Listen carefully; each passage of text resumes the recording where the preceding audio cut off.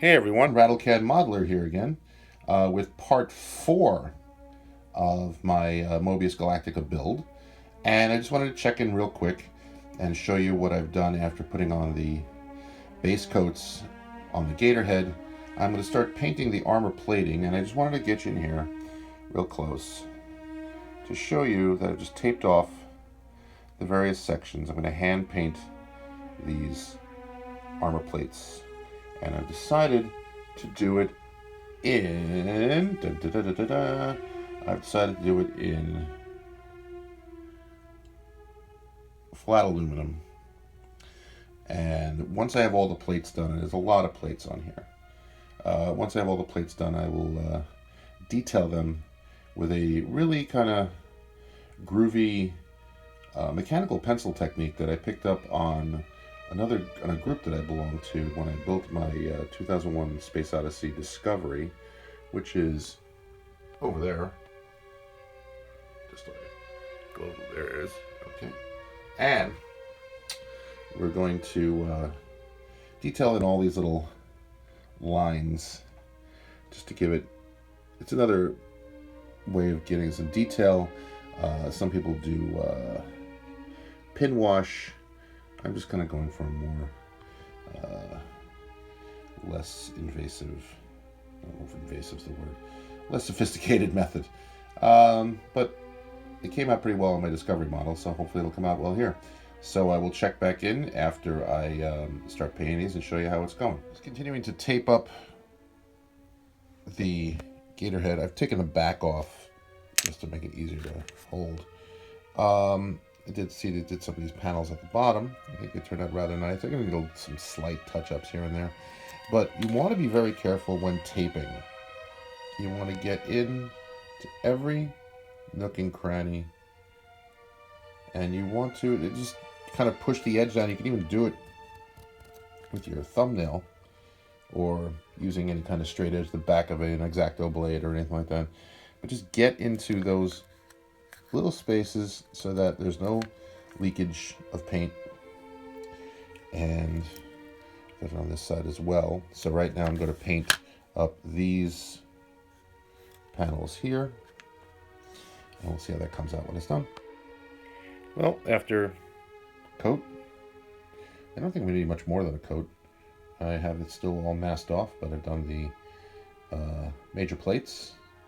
Once it dries, I will take off the top mask and remask the sides and do the top plates. But I think it's coming along rather nicely. I wish that it all would have come out with this kind of detail skipping the lines, but as you can see, the paint didn't go in quite evenly. But I'm going to go back in there with an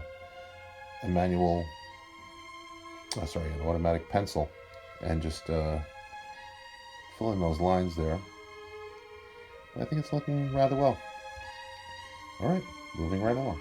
I do have to say that most of the time is taken up masking off these things. If you can see these tiny little strips of painter's tape that I've masked around these panels, and you've got to paint them, and then you've got to take them off, and then you have to remask another part, take those off, and remask another part. It's very labor intensive, but hopefully the results will be well worth it.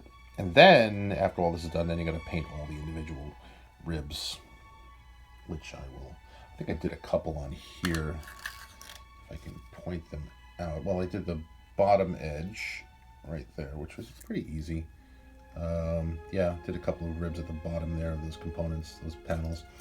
But it's coming along, just taking a while, and we'll keep you updated as we go along.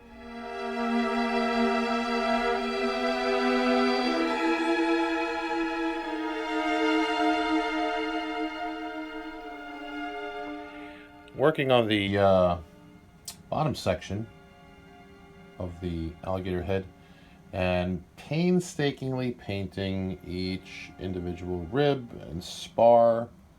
I left some of them in the base color, those tubes for instance. I wanted them to kind of blend in, but the edges of the plates, that large plate there, and the ribs, I did in the same aluminum that we're doing all the plating in. Just thought you might want to see this. It takes time, but if you work with a fine enough brush, have a steady hand, and are patient with it, it does pay off. Well, my rib painting is done on the Gator head, and I'm not too concerned about these little runoffs of the ribs onto the space in between. I can either touch those up with like a brush full of the base color, or I'm hoping that the 8 Creations decal sheet, which I will show you when I start decaling this thing, will cover up these sins. But you know what, like I was saying, it takes a steady hand, and sometimes one's hands are not quite as steady as they should be. But after this dries, what I'm going to do is I'm going to go over these panel lines which are a little too much filled in with paint, and I'm going to go over it with this very pencil, and which should give me some nice delineation in the individual pieces of the plates. But yeah, that's all done, and so is that one, and I'm very happy with the way it turned out. So I'm going to call this video finished, and I will do another short video next on the detailing process and the decaling process, which I'll either do before I put it together, meaning the Gator head, or afterwards, because I'm waiting on my lights to come from Evans Designs, a great company, a fantastic company, very reliable, very resourceful, very responsive as far as customer service and getting everything straight and right. And they really know what they're doing. So I encourage you to check them out. Again, that's Evans Designs, and they sell power supplies, and they sell LEDs, and they sell SMDs, and they sell wire and remotes and everything you could possibly need for creating a great lit model, especially if you're scratch lighting this like I am. So I'm going to sign off. This is the Rattlecan Modeler, and I will see you next time for part 4. I know I said this was part 4 at the start of this video. Yeah, I screwed up. I kind of lost count of where I was. So this is in actuality part 3, and I'll see you next time for part 4. So have a good one, and see you soon.